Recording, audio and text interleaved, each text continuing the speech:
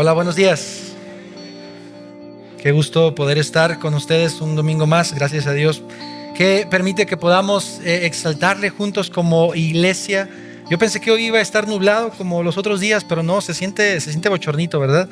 Se siente calorcito. Entonces ya saben, si alguno empieza a pestañear un poco, tenemos agua, hay café también.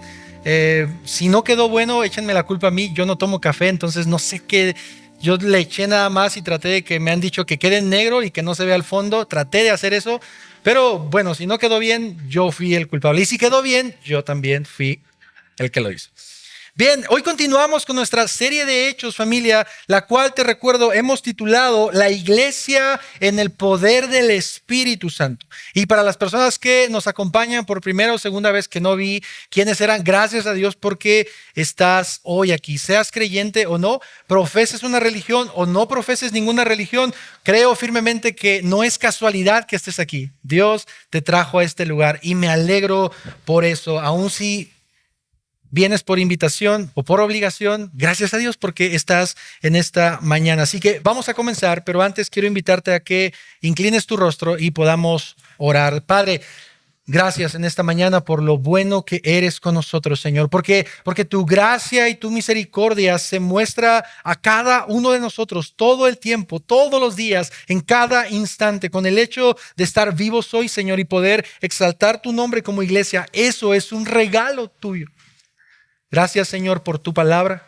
Y yo quiero rogarte que en esta mañana, Señor, uses este sermón a pesar de mí, a pesar de mi imperfección, Señor, a pesar, Señor, de mi debilidad, que tú seas glorificado y que tu palabra, Señor, sea la que transforme nuestros corazones.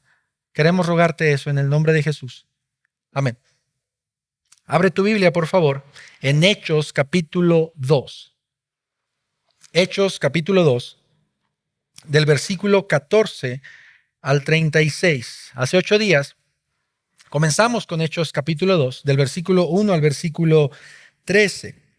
Y en esta mañana vamos a estar leyendo del 14 hasta el 36. Un pasaje un poquito largo, pero que trae una unidad y que nosotros vamos a poder ver. Mira lo que dice la palabra de Dios. Acompáñame con tu mirada. Si alguien no trae Biblia, van a poder ver el texto en la pantalla. Entonces Pedro, poniéndose en pie con los 11 apóstoles, alzó la voz y les declaró: hombres de Judea y todos los que viven en Jerusalén, sea esto de su conocimiento y presten atención a mis palabras. Porque estos no están borrachos como ustedes suponen, pues apenas es la hora tercera, sino que esto es lo que fue dicho por el profeta Joel. Y sucederá en los últimos días, dice Dios, que derramaré mi espíritu sobre toda carne, y sus hijos y sus hijas profetizarán. Sus jóvenes verán visiones y sus ancianos soñarán sueños. Y aún sobre mis siervos y sobre mis siervas derramaré de mi espíritu en esos días y profetizarán. Y mostraré prodigios arriba en el cielo y señales abajo en la tierra, sangre, fuego y columna de humo. El sol se convertirá en tinieblas y la luna en sangre antes que venga el día grande y glorioso del Señor. Y sucederá que todo aquel que invoque el nombre del Señor será salvo.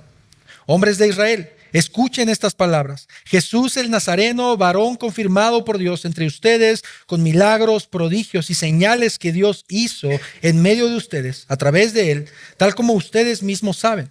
Este fue entregado por el plan predeterminado y el previo conocimiento de Dios. Y ustedes lo clavaron en una cruz por manos de impíos y lo mataron. Pero Dios lo resucitó, poniendo fin a la agonía de la muerte, puesto que no era posible que él quedara bajo el dominio de ella. Porque David dice de él: veía siempre al Señor en mi presencia, pues está a mi diestra para que yo no sea sacudido. Por lo cual mi corazón se alegró y mi lengua se regocijó, y aún hasta mi carne descansará en esperanza. Pues tú no abandonarás mi alma en el Hades, ni permitirás que tu santo vea corrupción. Me has hecho conocer los caminos de la vida, me llenarás de gozo con tu presencia. Versículo 29. Hermanos, del patriarca David les puedo decir con franqueza que murió y fue sepultado, y su sepulcro está entre nosotros hasta el día de hoy. Pero siendo profeta y sabiendo que Dios le había jurado sentar a uno de sus descendientes en su trono, miró hacia el futuro y habló de la resurrección de Cristo, que ni fue abandonado en el Hades, ni su carne sufrió corrupción. A este Jesús resucitó Dios, de lo cual todos nosotros somos testigos. Así que, exaltado a la diestra de Dios y habiendo recibido del Padre la promesa del Espíritu Santo, ha derramado esto que ustedes ven y oyen.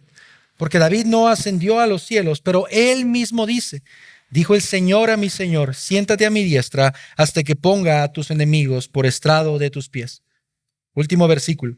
Sepa pues con certeza toda la casa de Israel que a este Jesús a quien ustedes crucificaron, Dios lo ha hecho Señor y Cristo. Familia, este será el texto en el que estaremos meditando durante estos minutos. Y es evidente, quiero aclarar desde un inicio, que nuestra idea general no termina en el versículo 36. Es más, el versículo 37, si tú diriges tu mirada a tu Biblia, dice al oír esto. Es decir, Pedro habla y la audiencia responde al oír esto. Pero quisimos hacer esta división porque consideramos que hay algo importante que queremos transmitir contigo en esta mañana. El día de hoy acabamos de leer la primera predicación de la iglesia después de la venida del Espíritu Santo. Este evento, mis hermanos, que acabamos de leer después de la venida del Espíritu Santo es de suma importancia para la iglesia cristiana. Por esa razón quiero que veamos en dos partes Hechos capítulo 2. Bueno, en 3 porque llevamos ya un sermón de hace 8 días. Pero quiero que veamos del versículo 2 al versículo 36, del versículo 14 al versículo 36 en esta mañana. Y el siguiente domingo vamos a ver del versículo 37 hasta el 42. Es decir, vamos a tomarnos un tiempo para meditar en la respuesta de la audiencia a la que le fue predicado el Evangelio. Así que vamos a comenzar con esta primera parte, esperando que el Señor nos ayude a poder entender su palabra. He titulado mi sermón con el nombre de La predicación bíblica guiada por el Espíritu Santo. Si eres de las personas que te gusta anotar en el teléfono, en la libreta, este es el nombre de nuestro sermón o el título: La predicación bíblica guiada por el Espíritu Santo. Y como casi cada 8 días, quiero darte una idea principal, un argumento que tiene el objetivo de que lo puedas memorizar. A veces es un poco complicado, pero que puedas recordar de lo que estuvimos hablando. Si no recuerdas todos mis puntos, que al menos puedas encontrar o recordar esta idea principal. Y este argumento va a aparecer en tu pantalla y dice lo siguiente: porque Jesús fue hecho Señor y Cristo, nosotros debemos predicar de Él con la autoridad del Espíritu Santo. Esta será la idea principal que quiero compartir con ustedes en esta mañana. Porque Jesús fue hecho Señor y Cristo, nosotros debemos predicar de Él con autoridad del Espíritu Santo. Y para que podamos comprender con un poco más de claridad, creo yo, y espero que así lo puedas ver, quiero dividir este pasaje, que es un poco largo, en 4 ideas principales que quiero compartirte desde un principio para que tú las puedas ir viendo conforme vamos avanzando en el sermón. Y estas ideas que quiero compartir contigo las vas a poder ver en pantalla. No te preocupes, el argumento lo vamos a estar repitiendo durante el sermón. Estas son las 4 ideas que quiero compartir contigo. Número 1, del versículo 14 al 15, solamente 2 versículos, lo he titulado como una predicación con autoridad. Del versículo 16 al 21, una predicación bíblica. Del versículo 22 hasta el 33, esta es la sección más larga, una predicación cristocéntrica. Y por último, del versículo 33 al 36, una predicación que demanda una respuesta. Una predicación con autoridad, una predicación bíblica, una predicación cristocéntrica, una predicación que demanda respuesta. Estas serán las ideas o los puntos principales que quiero compartir contigo. Y antes de comenzar, déjame ilustrarte este sermón para que podamos comprenderlo un poquito más. Espero, esa es mi intención. Yo tengo un poco más de 5 años como pastor de tiempo completo. Y puedo decir que esto es de verdad solo por la gracia de Dios. Créeme, solo por la gracia de Dios. Pero antes de esos 5 años, yo tenía aproximadamente 14 años apoyando a la iglesia en lo que se pudiera. Tocando, ayudando en campañas, evangelizando, limpiando la iglesia, no sé, en lo que se pudiera. Doxa tiene un poquito más de 7 años. Y antes de ese tiempo, quiero decirte algo, yo nunca quise ser pastor.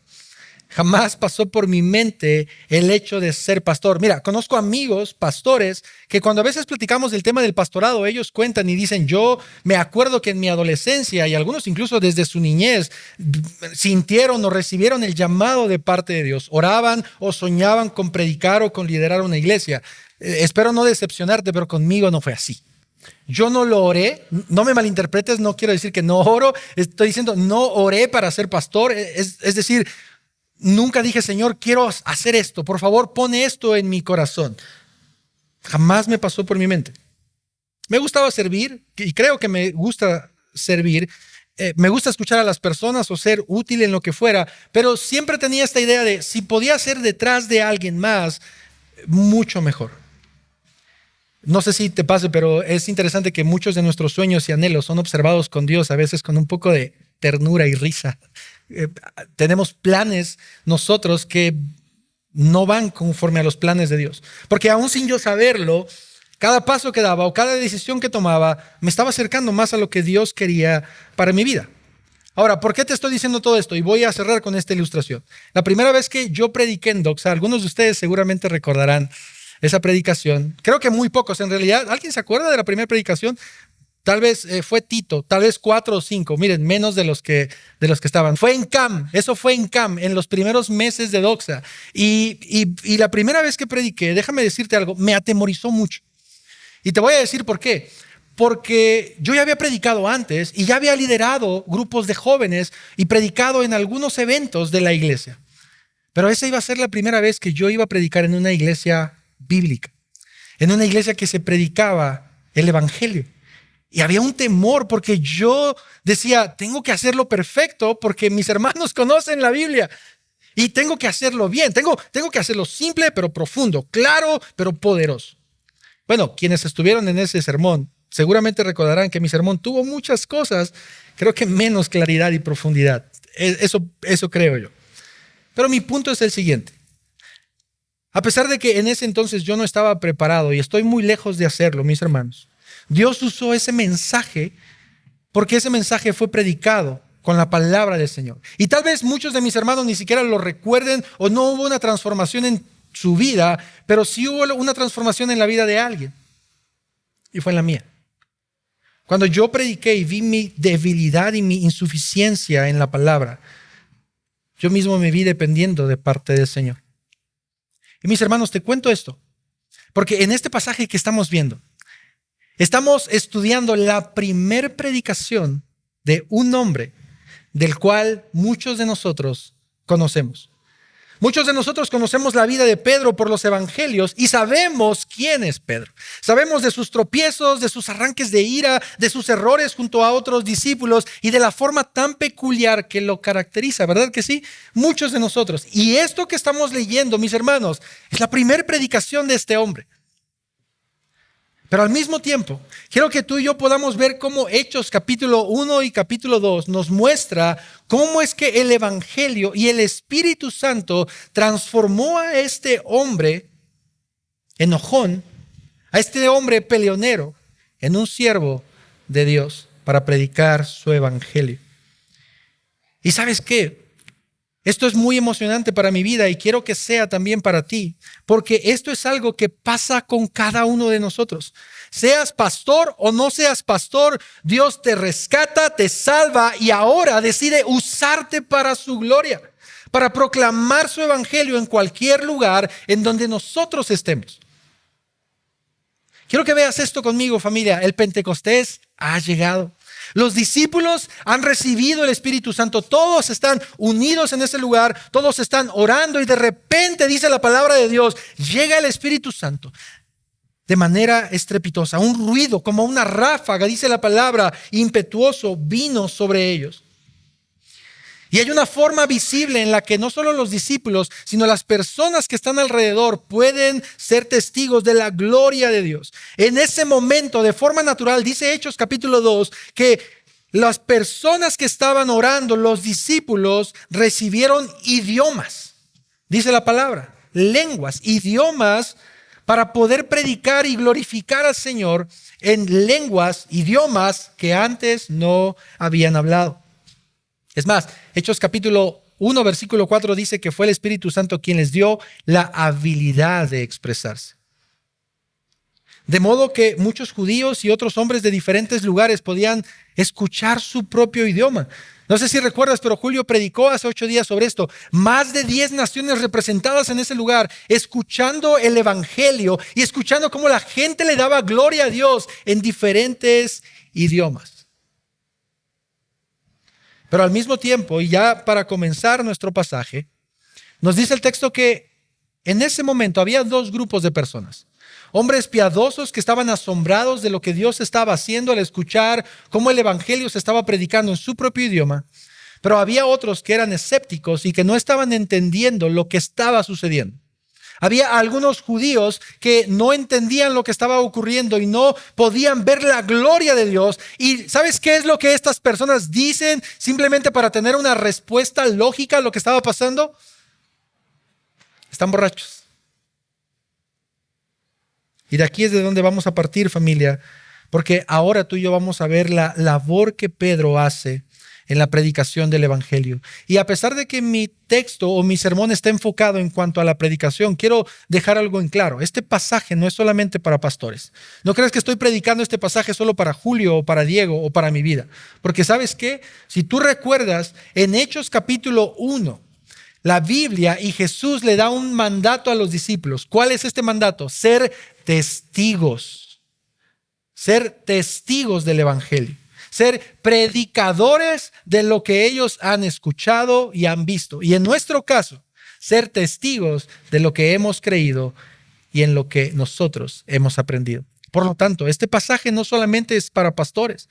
No cometas el error de pensar que este pasaje no es para ti, porque el Señor quiere hablar a tu vida. Así que ve conmigo al versículo 14. Esta es la primera idea que quiero compartir, la cual, te repito, he titulado Una predicación con autoridad.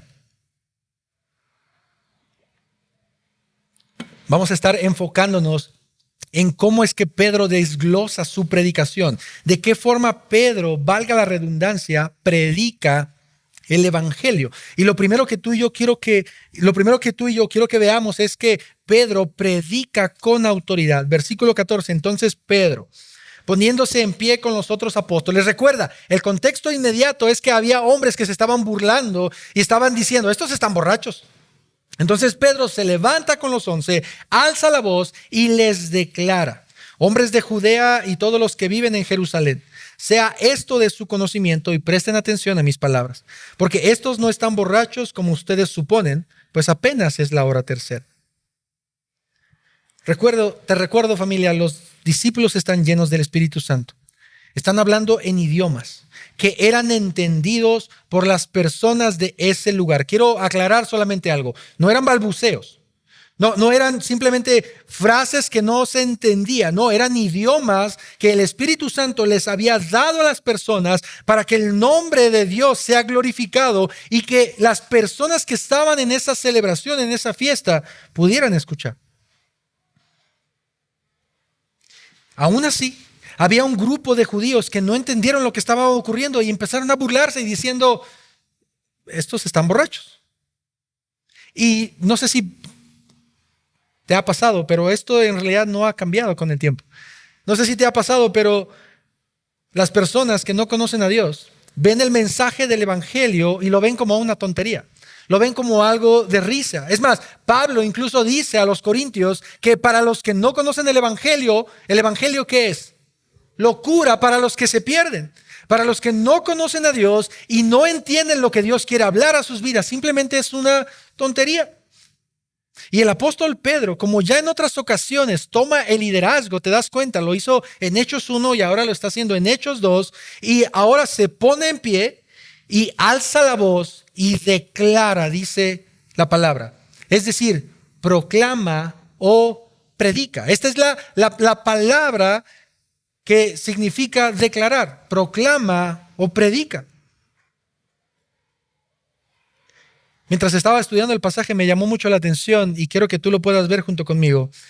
A un Pedro que ya no es igual que en los evangelios. ¿Te das cuenta de eso, verdad? Un Pedro que anteriormente había abandonado y peor aún, negado a su Señor, ahora está delante de los discípulos de Cristo para predicar el evangelio. Un Pedro que, de acuerdo a los evangelios, negó a su maestro delante de una criada, delante de una sirvienta. Mi intención no es ser despectivo, mi intención es que podamos ver que en ese contexto una criada o una sirvienta, y sobre todo siendo mujer, no tenía autoridad sobre un hombre. Pero vemos que en los evangelios, Pedro, el apóstol Pedro, cuando le preguntan o cuando lo interrogan sobre su parentesco y su relación con Jesús, ¿qué es lo que él hace? Yo no lo conozco. Al punto de maldecir, con tal de que no lo asimilaran con Jesús. Pero ahora vemos a un Pedro que está delante de una multitud. No son 10 personas o 20 personas. De hecho, Hechos 2 nos dice cuántas personas se convirtieron en el primer sermón de Pedro. ¿Recuerdas cuántas? 3,000 aproximadamente. Eso quiere decir que si 3,000 personas se convirtieron, había más que estaban escuchando el mensaje del evangelio. Entonces, piensa en este Pedro, un Pedro temeroso, un Pedro que se escondía, un Pedro que corría, y ahora un Pedro que está predicando delante de 3,000 judíos que podían matarlo en ese momento. Porque él estaba predicando lo mismo que predicó Jesús y que por eso lo mataron. ¿Te das cuenta que hay una autoridad ahora en el apóstol que no había antes del Espíritu Santo? Y lo que el apóstol Pedro hace en primer lugar, y quiero que lo veas de nuevo en tu pasaje, es que él identifica a su audiencia. Antes de corregir el error en el que se encontraban, él comienza identificando a su audiencia y les dice, poniéndose en pie, hombres de Judea y todos los que viven en Jerusalén.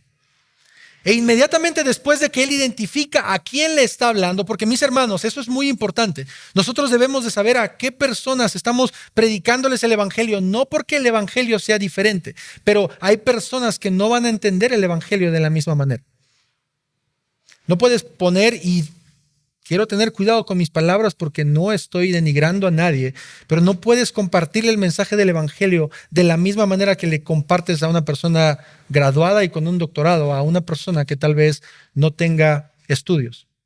Ellos necesitan al mismo Salvador, pero la forma en cómo lo vas a compartir puede ser diferente. Y Pedro identifica a su audiencia e inmediatamente él comienza a corregir el error. Mira, él no titubea, no lo hace con miedo, no se anda por las ramas, simplemente él dice lo que está pasando y Pedro está diciéndoles, mis hermanos, ellos no están borrachos, como ustedes suponen, pues apenas es la hora tercera, es decir, son las 9 de la mañana, incluso un alcohólico esperaría un poquito más para emborracharse, son las 9 apenas, esta es la hora tercera. No están alcoholizados. Algo más está ocurriendo con ellos. Y de aquí es de donde comenzará su tesis el apóstol Pedro. Pero date cuenta cómo lo primero que él hace cuando habla y cuando predica, no tiene miedo, no está titubeando. Él está hablando con autoridad a personas que él bien sabe que podían llevarlo preso delante de los sacerdotes y condenarlo a muerte, como días antes habían condenado a Jesús. Pero eso parece no importarle ahora. Y predica con autoridad, predica sin titubear, predica con poder. Y mira ahora lo que encontramos del versículo 16 al 21, que esa es la segunda idea. Número 1, una predicación con autoridad. Número 2, una predicación bíblica. Una predicación bíblica. Pedro no solo predica con autoridad, ahora Pedro también va a utilizar las escrituras. Y mira lo que dice el versículo 16. Mis hermanos, estos hombres no están borrachos, como ustedes suponen, sino, versículo 16, que esto es lo que fue dicho por medio del profeta Joel. Mira qué interesante, iglesia, que Pedro, después de que corrige el error de estas personas y que les está diciendo, esta no es una embriaguez colectiva, sino el cumplimiento de una profecía. Ahora, yo te decía hace un momento que es importante conocer a nuestra audiencia cuando estamos predicando. ¿Por qué en este contexto es importante? Porque ¿a quién le está hablando Pedro en Hechos capítulo 2? ¿A gentiles? Algunos de ellos tal vez, pero en su mayoría judíos. Gracias. Por lo tanto, Pedro inmediatamente aborda con las escrituras y les dice, mis hermanos, esto que está pasando es lo que fue dicho por el profeta Joel. Un gentil hubiera dicho, ¿quién es ese? Yo no lo conozco, pero para los judíos no había ningún problema, porque los judíos estaban acostumbrados a el Antiguo Testamento, estaban acostumbrados a los libros proféticos y ellos conocían bien a estas personas. Entonces Pedro, conociendo a quién le estaba hablando, les dice, esto es un cumplimiento de lo que el profeta Joel había dicho. Ahora, ¿cuál es la profecía? Ve conmigo al versículo 17. Y sucederá en los últimos días, dice Dios, que derramaré de mi espíritu sobre toda carne, y sus hijos y sus hijas profetizarán, sus jóvenes verán visiones, y sus ancianos soñarán sueños. Y aún sobre mis siervos y sobre mis siervas derramaré de mi espíritu en esos días, y profetizarán. Mis hermanos, el libro de Joel fue escrito aproximadamente 500 años antes de Cristo. 500. Y antes incluso del nacimiento de Jesús, la profecía de la venida del Espíritu Santo ya había sido anunciada de parte de Dios. Y esto es lo que Pedro quiere transmitirle a su audiencia. Estos no están borrachos. Lo que pasa es que se está cumpliendo lo que hace más de 500 años se había profetizado sobre el Espíritu de Dios. Que en los últimos días Dios enviaría su Espíritu a toda carne. Quiero aclarar a lo mejor solamente esta expresión. Cuando Joel se refiere y Pedro se está refiriendo a toda carne, evidentemente no se refiere a toda la humanidad. Se refiere al pueblo de Dios. A toda carne no se refiere a cualquier persona, porque las personas que no son creyentes, dice la Biblia, que no tienen el Espíritu de Dios. Dios les da gracia, y eso es lo que se conoce como gracia común. Dios les regala vida, Dios les permite tener una familia, les permite tener trabajo, ser prósperos. Eso es lo que se conoce como gracia común. Pero las personas que no son creyentes, la Biblia es clara en mostrarnos que no tienen al Espíritu Santo. Y esto es lo que estamos viendo ahora en la predicación de Pedro, que Pedro está anunciando lo que está ocurriendo, es lo que Joel había predicado. La promesa del Espíritu Santo ha llegado. Esta promesa que el pueblo de Israel estuvo esperando por siglos ha llegado en este momento.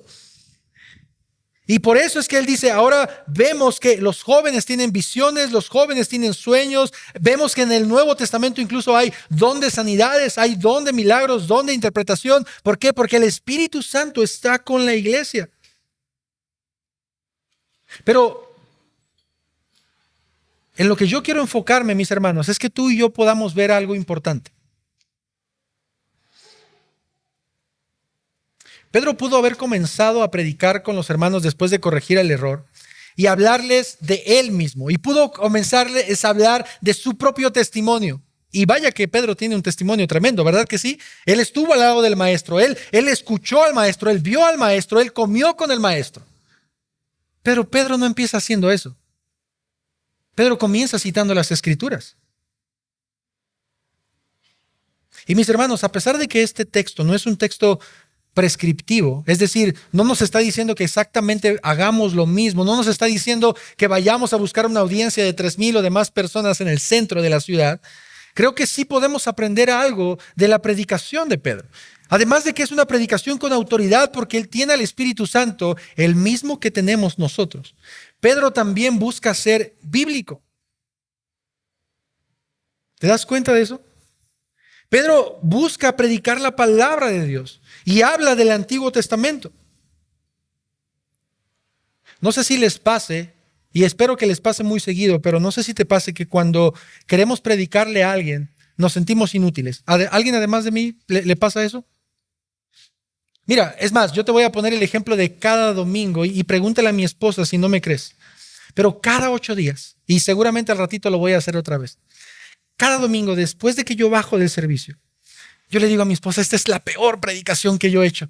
Este sí es la peor predicación. Esta vez yo creo que no se me entendió nada. Cada domingo le voy aumentando, diciendo, no, ahora sí, esta es la peor predicación. ¿Y sabes qué? Porque yo me siento incapaz, imperfecto de hablar de la palabra de Dios. Y creo que esto es un sentimiento muy natural en cada uno de nosotros al momento de querer compartirle algo a alguien. Pero es que, ¿qué le digo? Es que, ¿cómo le digo? Es que, ¿cómo lo abordo? Es que no conozco la Biblia.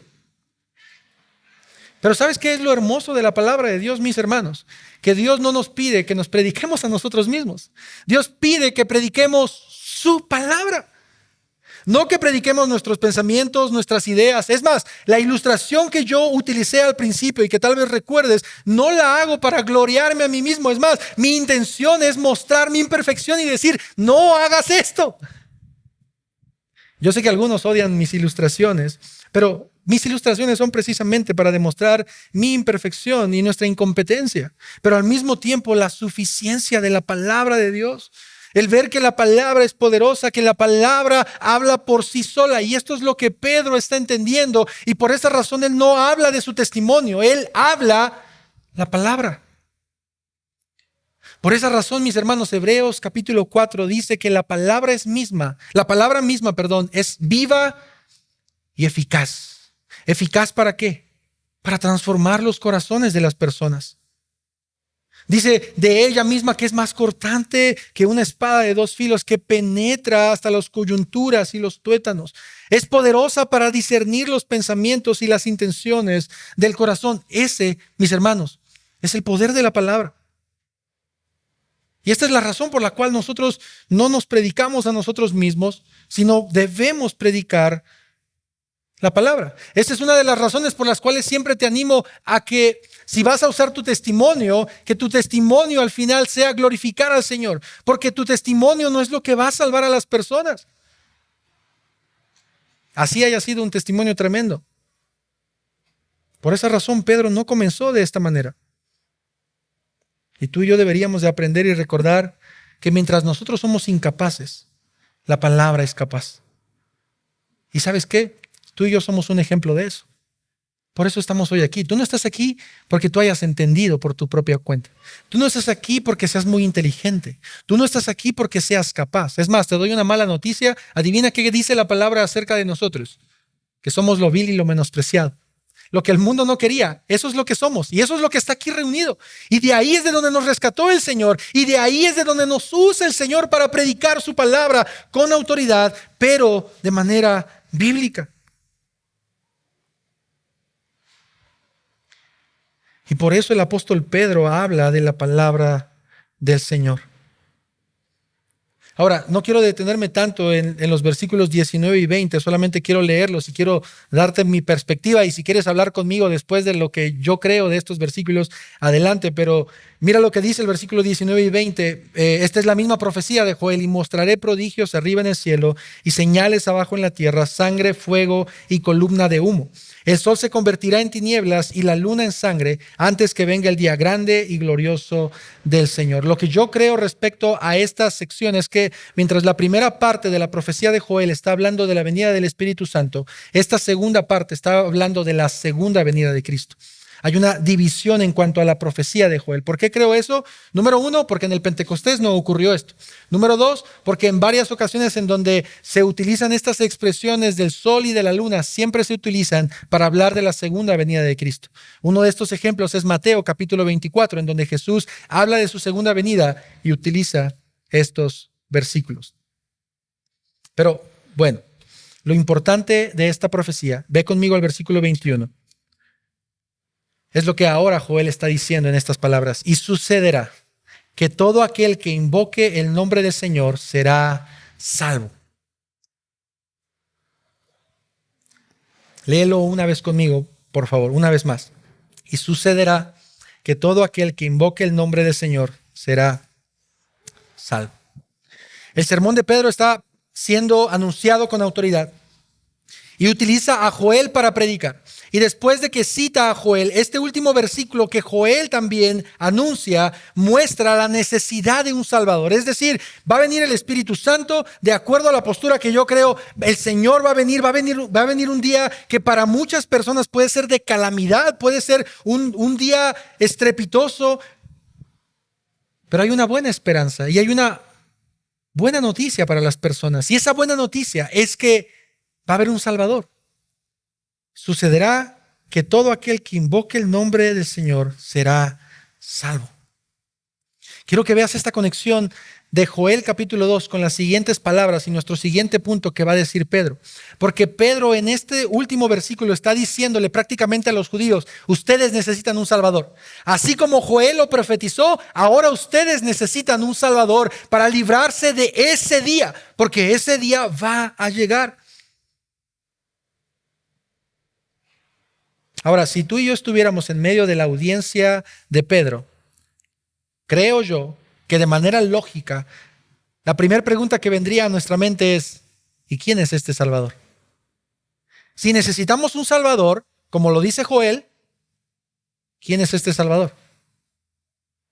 ¿Quién es este Señor? ¿Quién es este Mesías? Mira lo que dice Pedro ahora en los versículos 22 al 33. Y esto es increíble, mis hermanos. Pedro, no sé, bueno, sí sé del Espíritu Santo, pero es un experto de la noche a la mañana. Esta es la primera predicación de Pedro. Y ahora Pedro une los contextos del Antiguo Testamento con el Nuevo Testamento de forma, yo quisiera hacerlo como él, de forma magistral. Pedro está usando el Antiguo Testamento y diciéndole, hermanos judíos, ustedes necesitan un Salvador. Y mira ahora lo que dice inmediatamente en el versículo 22, y esta es nuestra tercera idea. Recuerda, una predicación con autoridad, una predicación bíblica, una predicación cristocéntrica. Versículo 22 al 33. Hombres de Israel, escuchen estas palabras una vez más. ¿Qué dice a continuación? Pedro no pierde tiempo. Pedro está diciendo, necesitan un Salvador. Les presento al Salvador. ¿Te das cuenta de este mensaje?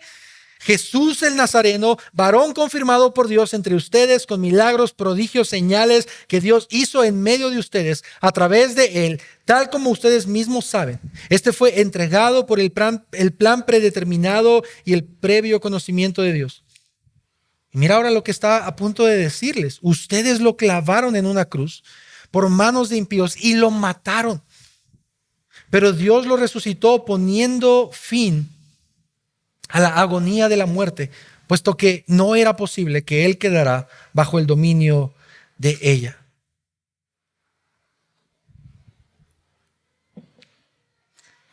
Pedro utiliza a Joel para decirle y corregirle el error de los judíos. No están borrachos. Está pasando lo que estaba anunciado en Joel. Pero además de eso, Joel muestra que cualquiera que invoque el nombre del Señor será salvo. ¿Quién es ese Señor? Pedro dice, Jesús el Nazareno. ¿Te das cuenta? Jesús el Nazareno. Incluso esta división que es la más larga, tú y yo, y te pido que la puedas revisar en casa, vamos a poder ver varias características de Cristo que el apóstol Pedro utiliza. Pedro predica el evangelio en este primer sermón de manera increíble, mis hermanos, porque él no solo cita la escritura, es decir, Pedro no solamente es bíblico, es también cristocéntrico. Quiero repetir esto una vez más para que quede claro. Pedro no solamente es bíblico, también es cristocéntrico. Ahora, ¿cuál es la diferencia de estas dos cosas?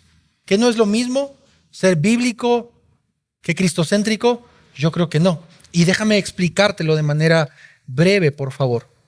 Algunos de ustedes conocen este famoso cuadro que se conoce como el cuadro de Clowney. Es un cuadro para estudio de la Biblia o predicación. Nosotros aquí tenemos nuestro texto. Imagínate aquí Éxodo 20. Todos conocen Éxodo 20, ¿cierto? ¿Qué dice en Éxodo 20?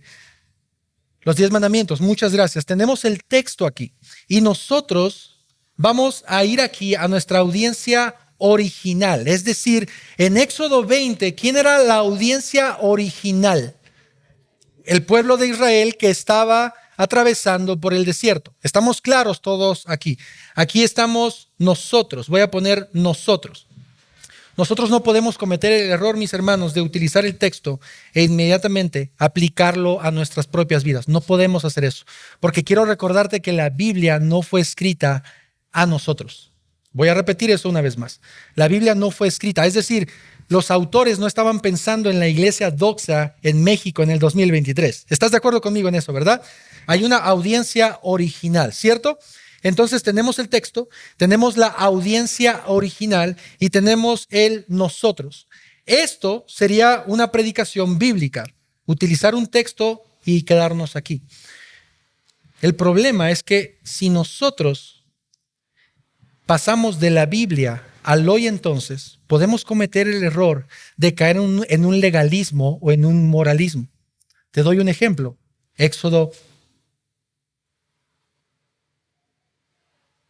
Éxodo 20. La Biblia, Éxodo 20, tiene 10 mandatos. No tengas a otros dioses, no tengas ídolos, ¿cierto? Guarda el sábado, no mates, no robes, no adulteres. Y si nosotros predicáramos Éxodo 20, simplemente decir, iglesia, voy a predicarles de Éxodo 20. ¿Y sabes qué? No mates, no robes, no mientas, no hagas esto. Puedes irte a tu casa, estamos despedidos. ¿Sabes lo que voy a poner en tu corazón? Una carga por decir, tengo que ser bueno, tengo que ser perfecto, tengo que cumplir los mandamientos porque si no, Dios se va a enojar conmigo. Tengo que hacer las cosas bien porque si no, entonces me puedo ir al infierno. Por esa razón, no solamente es necesario ser bíblico, sino ser cristocéntrico. ¿Cuál es la diferencia? Cuando nosotros entendemos que Cristo cumple a la perfección toda la Biblia, y específicamente Éxodo 20, en donde nosotros no podemos cumplir los 10 mandamientos a la perfección. Nosotros no podemos cumplir ni el primero. No podemos no tener otros dioses. A veces nosotros somos nuestros propios dioses. A veces mentimos. A veces podemos cometer cosas que parecen buenas, pero son pecaminosas.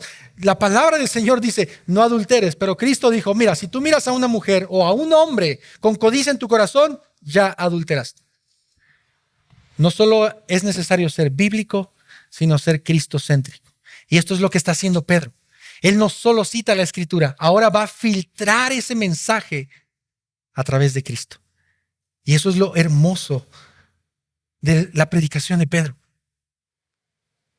Pedro comienza a citar a aquel Salvador, a Jesús de Nazaret. Dice, confirmado por Dios. Ustedes vieron, ellos fueron testigos de los milagros de todo lo que Jesús hizo. Cómo alimentaba a los hambrientos, cómo liberaba a los endemoniados, cómo predicó de la venida del reino de Dios. Ustedes fueron testigos de todo eso. Y mira ahora lo que le dice en el versículo 23 a estas personas, que si yo hubiera estado ahí, yo me hubiera asustado mucho. Y les dice, es más, ¿saben qué? No sé si lo hizo así con el dedo, pero yo me imagino. Ustedes lo mataron. Ustedes lo clavaron. A ver, Pedro, es probable que algunos de estos judíos ni siquiera estaban ahí. Es probable que algunos de estos judíos estaban llegando recién al Pentecostés. ¿Cómo que nosotros lo matamos y lo clavamos? Esto es muy interesante, mis hermanos, porque teológicamente esto es algo que tú y yo debemos comprender. Nosotros ni siquiera conocimos a Jesús y no vivimos en esa época, pero la Biblia dice que tú y yo clavamos al Señor y lo matamos.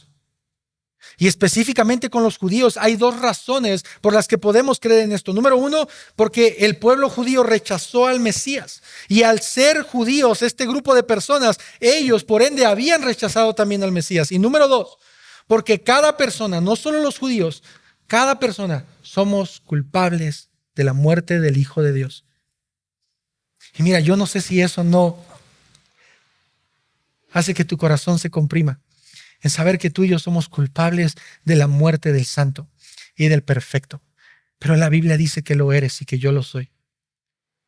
Y eso debería de producir algo en nuestros corazones, porque nuestro pecado y nuestra maldad mandaron al Hijo de Dios a la cruz del Calvario.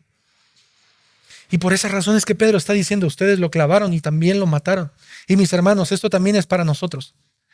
Porque tú y yo somos culpables de la muerte de Jesús. Porque nuestro pecado y nuestra maldad hizo que Cristo estuviera clavado y sufriendo, alejado del Padre. Pero ¿sabes qué? Hay una hermosa noticia que Pedro también nos comparte en este mismo texto. Y es que Cristo no terminó en la muerte. Es que Cristo no terminó en la tumba. Y por esa razón es que Pedro de nueva cuenta no solamente está siendo cristocéntrico, sino vuelve otra vez a las Escrituras y cita el Salmo 16. Porque dice David, o porque David dice de él: veía siempre al Señor en mi presencia, pues está a mi diestra para que yo no sea sacudido. Por lo cual mi corazón se alegró y mi lengua se regocijó. Y aún hasta mi carne descansará en esperanza, pues tú no abandonarás mi alma en el Hades, ni permitirás que tu santo vea corrupción. Versículo 28. Me has hecho conocer los caminos de la vida, me llenarás de gozo con tu presencia. Mis hermanos, inmediatamente después de estos versículos, Pedro, versículo 29 al 32, que no lo vamos a leer, explica de manera clara que este salmo lo estaba citando David, o lo estaba cantando, pero no estaba hablando de él. Pedro es muy claro en eso. No está hablando de él mismo, puesto que David, dice Pedro, todos conocemos la tumba de David. Es más, el patriarca David, todos podemos hoy en día o en ese momento estar o ver la tumba de David. Pero con Jesús no. Pero con Jesús es muy diferente. Porque hay una tumba, pero en esa tumba no hay nada. En esa tumba no hay nadie, hay una tumba vacía, hay una piedra que ha sido removida y que demuestra que Cristo no sufrió corrupción, que demuestra que Cristo no fue derrotado por la muerte, que Cristo venció al tercer día. Y David, dice Pedro, siendo profeta, miró hacia el futuro y él habló de esto que iba a suceder. Ustedes mataron al santo, ustedes lo clavaron, pero ¿saben qué? Hay una buena noticia y es que Cristo resucitó. Es que Cristo no está en la tumba, es que Cristo está vivo. Amén. Mis hermanos, quiero que veas algo conmigo y que puedas ver en este punto antes de pasar al último. Mi mensaje o nuestro mensaje puede tener muchas cosas. Puede ser entretenido, puede ser breve o puede ser largo. Puede hacer que te haga llorar, incluso puede hacer a veces que te haga impulsar a actuar de cierta manera, a dejar ciertos hábitos, a hacer algunas cosas. Pero si Cristo no está en nuestro mensaje, déjame decirte que tú y yo estamos perdiendo el tiempo. Si Cristo no es el centro de lo que nosotros hablamos, predicamos, creemos, como lo acabamos de cantar: Cristo, tú eres el centro, mi vida está en ti, todo lo que yo hago, tú eres el centro. Si en nuestra predicación Cristo no es el centro, solo estamos perdiendo el tiempo. Porque Cristo está en todo, desde Génesis hasta Apocalipsis. Todo se trata de Jesús. El plan maravilloso para nosotros es salvar a un pueblo a través de su Hijo. Y si nosotros decidimos predicar, compartirle a alguien, a algún familiar sin Cristo, siendo el centro de todo, tú y yo no estamos siendo fieles a Dios. Estaremos enseñándole a las personas a ser buenas. No hagas, no tomes, no fumes, vístete de esta manera, no actúes así, no te comportes así. Un cristiano no debe hablar así. No hagas. Moralismo, legalismo. Es por eso que Cristo necesita estar en nuestra predicación. ¿Sabes qué? Porque el portarte bien y el dejar de fumar no te va a llevar al cielo, mi hermano. El vestirte de un cierto modo no te va a llevar al cielo. Lo que te va a llevar al cielo es el creer en Cristo. Y Él es quien nos librará de la ira de Dios.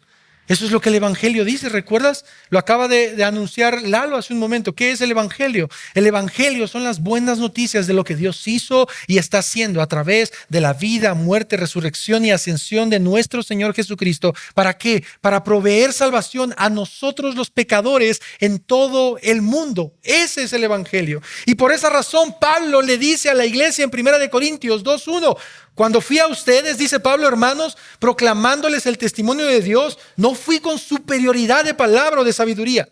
¿Recuerdas este texto? Dice Pablo en el versículo 2: porque no me propuse saber entre ustedes cosa alguna, excepto que a Cristo y a este crucificado. Ese es el mensaje del apóstol Pablo. Yo no voy a predicar de nada más, y vaya que el apóstol Pablo tenía mucho de qué predicar. Yo no voy a predicar de nada más que no sea de Cristo y a este crucificado. Y esto es lo que está haciendo el apóstol Pedro. Él cita la Biblia, pero inmediatamente hace una conexión con Cristo. ¿Recuerdas el argumento con el que comencé? Porque Jesús fue hecho Señor y Cristo. Nosotros debemos predicar de Él con autoridad del Espíritu Santo. Mis hermanos, nosotros, al igual que la iglesia primitiva, tenemos el Espíritu de Cristo. ¿Verdad que sí? Esto es lo que creemos y esto es lo que hemos estado predicando en Hechos. Y déjame decirte algo, y espero que aquí este saco sí te quede, lo que voy a punto de decir. Varios de nosotros puede ser que seamos como Pedro, que seamos personas de carácter difícil, que seamos personas que somos poco tolerantes. A lo mejor algunos de nosotros somos como un Tomás. Somos incrédulos y dudamos constantemente de Dios. Yo creo que aquí hay alguien, y no voy a mirar, pero tal vez hay alguien que es como un Juan o como un Bernabé, que se enoja inmediatamente y que quiere arrasar con todo un pueblo. Pero déjame decirte que aún personas como estas, mis hermanos, Dios usa por gracia y por misericordia. Y si Dios puede usar a un Pedro, Dios puede usar a un Juan, un Tomás, puede usar a un Elí, puede usar a Ruth, puede usar a cada uno de ustedes, porque no es en tus fuerzas, porque no es tu habilidad, porque no es tu educación, no es tu carisma, no es tu testimonio, no es tu pasado lo que hará que las personas crean en el Evangelio. ¿Qué es? Es Cristo, es su Evangelio, es el Espíritu Santo. Eso es. ¿Qué es lo que te preocupa o lo que te aflige? ¿No estar preparado tal vez? Prepárate, no seas flojo, estudia, no seas perezoso. La teología no es solo para pastores, eso es un error y esa es una mentira que Satanás posiblemente ha puesto en tu corazón. No necesito estudiar, no soy un pastor. La teología es para todos, el conocimiento de Dios. ¿Quién no quiere conocer más de Dios? Claro que todos los que somos hijos queremos conocerlo. Pero mira, recuerda esto, al final de cada estudio, de cada curso, de cada libro que puedas leer, tú tienes que recordar esto: la salvación no depende de ti y nunca lo ha dependido. Es más, ni tu propia salvación depende de ti. ¿Recuerdas lo que Romanos capítulo 9, 16 dice? No depende del que quiere ni del que corre, sino de quien Dios tiene misericordia. Así que ve conmigo, por favor, al cuarto y al último punto de nuestro sermón, el cual he titulado Una predicación que demanda una respuesta. Versículo 33 al 36. Así que, exaltado a la diestra de Dios y habiendo recibido del Padre la promesa del Espíritu Santo, ha derramado esto que ustedes ven y oyen. Porque David no ascendió a los cielos, pero él mismo dice, ojo con esto y presta atención a algo importante. Pedro está terminando su idea haciendo un resumen. ¿Te das cuenta de eso? Él acaba de hablar de la vida, de la muerte, resurrección, ascensión, y ahora está hablando de la entronación o glorificación de Cristo. Él es exaltado a la diestra de Dios. Cristo está reinando en este momento, y no sé si lo sabes, pero si lo sabes, quiero recordártelo. Cristo está reinando en este momento. Él es el Rey del universo. Él tiene todas las cosas bajo su control. No hay nada que se le escape. Aun cuando tú puedas ver que hay pecado, que hay crimen, que hay muchas cosas que pareciera que el malvado se está saliendo con la suya, no es así. Porque cada persona va a dar cuenta delante de Dios de sus acciones. Y Cristo está reinando en este momento.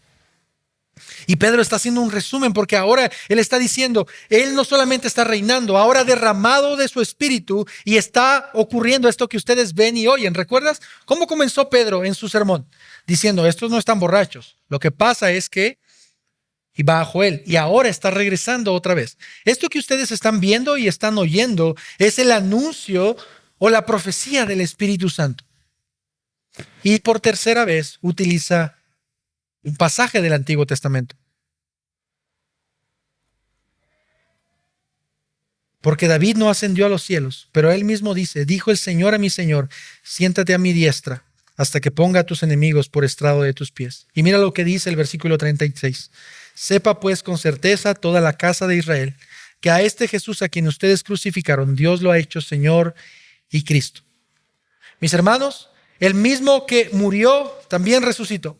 Y el mismo que resucitó también ascendió. Y el mismo que ascendió ahora ha sido exaltado a la diestra de Dios y reina en este momento. Jesús, está diciendo Pedro, el Mesías que ha sido o que había sido asesinado, ahora ha resucitado y también ha ascendido, ha sido glorificado y está gobernando. Él es el Rey, nadie más. Él tiene el poder, Él tiene el dominio, Él es el Señor, Él es el Mesías que ustedes estaban esperando desde hace siglos. No sé tú, pero vuelve a pensar en la audiencia que el apóstol Pedro tenía. ¿Quién era la audiencia del apóstol Pedro? Judíos. Judíos que anhelaban la llegada del Mesías. Judíos que pasaron generaciones tras generaciones y moría una, y moría otra, y moría otra, y moría otra sin ver al Mesías, al Rey de Reyes. Y ahora Pedro les está diciendo, el Rey ya vino. Ustedes lo mataron. Ustedes lo clavaron, ustedes lo rechazaron. ¿Te imaginas ese shock para ellos? Definitivamente yo creo que el Espíritu Santo, con un propósito en Pedro, no permitió que las personas endurecieran su corazón y lo mataran en ese momento. Hay una historia que vamos a ver en Hechos capítulo 8, me parece, 8, con Esteban, que es muy parecido a esto. ¿Y sabes cómo termina Esteban? Apedreado. Pero Pedro no. Pero Pedro termina diciendo en su mensaje, a este que ustedes mataron, ahora Dios lo ha hecho Señor y Cristo. Y Pedro está hablando directamente a la casa de Israel, la misma casa que había rechazado a Jesús. Y mis hermanos, este es el mensaje del Evangelio que se predicó después del Pentecostés. Y ¿sabes qué? Déjame decirte algo, este mensaje sigue vigente hasta hoy en día. Porque cada uno de nosotros, al igual que el pueblo judío, podemos responder de dos maneras. Tú y yo en esta mañana y las personas que están alrededor, nuestros vecinos, familiares, podemos responder de dos maneras. ¿Creemos en el mensaje de Cristo o simplemente lo rechazamos? ¿Lo aceptamos o lo negamos? No podemos estar en medio. Y así como Pedro les da esta opción también y les dice y les afirma, a este que ustedes mataron, Dios lo ha hecho Señor y Mesías. Es la misma respuesta que nosotros debemos entender y debemos de dar. ¿Crees en Cristo como tu Señor y tu Mesías? Y antes de que respondas de manera inmediata, ¿crees verdaderamente que Jesús es tu Señor? Y si esto es así, ¿estamos viviendo bajo su gobierno? ¿Estamos viviendo bajo su autoridad? ¿Estamos viviendo bajo sus mandamientos? Una vez que Jesús cumple los mandamientos, ahora nosotros estamos llamados a obedecerlos. Y déjame preguntarte y preguntarme a mí, ¿estamos viviendo de acuerdo a la voluntad del Señor? Porque podemos decir que el Señor, que Cristo es nuestro Señor, pero si tú y yo no estamos viviendo como el Señor demanda que vivamos, ¿cachas conmigo lo ilógico que esto puede ser? Vuelvo a preguntarte otra vez. Mis hermanos, Cristo es nuestro Señor. Cristo es nuestro Mesías. Hemos creído en el mensaje del Evangelio y hemos puesto nuestra esperanza en Él. Porque si no es así, este es un buen momento para hacerlo. Y si tú eres un creyente, este es un buen momento para decir, Señor, perdóname. Perdóname porque en muchas ocasiones he vivido como un no creyente. Perdóname porque mis pecados, Señor, me acusan delante de ti constantemente y me he decidido alejar de ti porque me avergüenzo, porque ni siquiera quiero levantar la cara hacia ti para orar. Ve conmigo una vez más a Hechos capítulo 2 y termina conmigo leyendo en voz alta, por favor. Me gustaría que todos pudiéramos leer el versículo 21. Mira lo que dice el versículo 21. Lo lees conmigo. Y sucederá que todo aquel que invoque el nombre del Señor será salvo. Esta es la buena noticia del Evangelio, mis hermanos. Que hay esperanza en Cristo. Que hay esperanza en el Señor para decir, Señor, quiero que verdaderamente seas mi Señor. Quiero que verdaderamente seas mi Mesías. Y si alguien nos acompaña por primera o segunda vez y no es creyente, mi amigo, mi amiga, déjame decirte algo. Hay una buena noticia en el Evangelio y es que el Señor te está llamando. para que le conozcas. Y este es un buen momento para que tú puedas reflexionar en tu vida y puedas ver que tú no eres una persona buena. La palabra del Señor dice que no hay ni uno solo. Tú puedes voltear a tu alrededor y puedes ver personas que tal vez tratan, se esfuerzan, luchan por venir a la iglesia, buscan y luchan por hacer morir su pecado o luchar en contra de su pecado, pero bueno, solo Dios. Y por eso quiero animarte a que tú también puedas creer en esta verdad. Ponte de pie, familia, por favor. En esta tarde queremos compartir la Santa Cena como iglesia. Y creo que este es un buen tiempo para que tú puedas reflexionar junto con nosotros en tanta gracia que el Señor nos ha dado a través de su Evangelio. Así que quiero invitarte a que podamos reflexionar en esto.